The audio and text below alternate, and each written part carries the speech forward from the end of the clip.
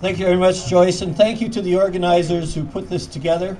It's great to see this number of people out in this kind of weather. And indeed, I know that the Prime Minister was thinking that this is something that maybe would slip by. But all across this country, people who care about the threat to democracy are gathering just as we are. And indeed, across the world, we're letting the message be sent. And it's a message that perhaps the Prime Minister really didn't get in the first place, when he thought that under the most stealthiest of opportunities on New Year's Eve, that he could just slip this in. And with the indignity of a phone call, cost the Canadian taxpayers $49 million in prorogation costs alone, just from the operating costs. But we knew right from the get-go that the reasons were as flimsy as humanly possible, that they had to discuss the extension of the stimulus package. And then 3 days later, the Minister of Finance says, well, there won't be a stimulus package, so we don't have to discuss that. When you talk about the job at hand of every 308 members of Parliament, their job is indeed to discuss the economy and the future of the nation in the House and in those committees. So when the Prime Minister says that they're going to use that opportunity of those 9 weeks to discuss the economy and the future of the country without the elected members, no matter what the excuse might have been, it just does not hold water. And I think that was a tipping point for Canadians, that the Prime Minister kept on saying that he can do these things and get away with them and get away with them. Well, the fact that we have gathered in such numbers and in so many locations is as strong a message as possible.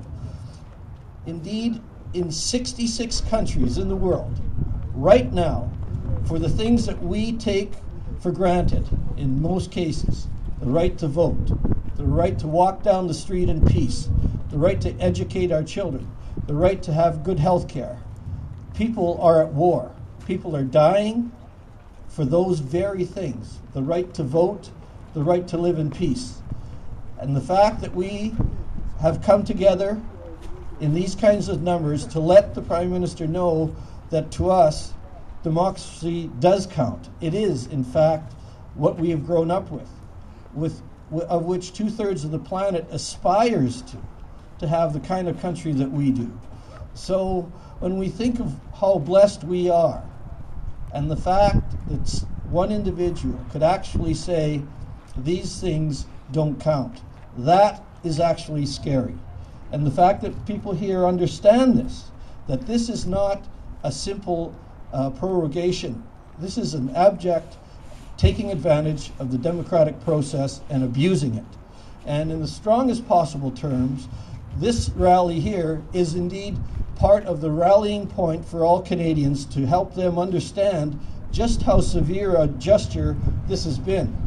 And for us who care, for us who know how very vitally important this is, we can't stop here.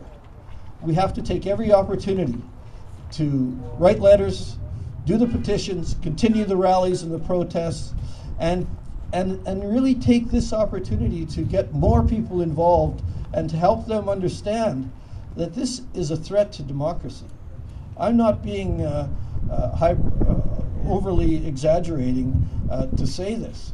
This is a threat to us all, the fact that it can happen in Canada, because no one could actually ever believe that it could happen in this country, and it has. So please, let's keep the pressure up. And keep the pressure up to this point when the voting day comes, that each and every one of us will have engaged many other people who actually understand how important this is. So I congratulate the organizers and all people who have come together in a nonpartisan way to make this statement and to let the rest of the country know that we care. Thank you very much.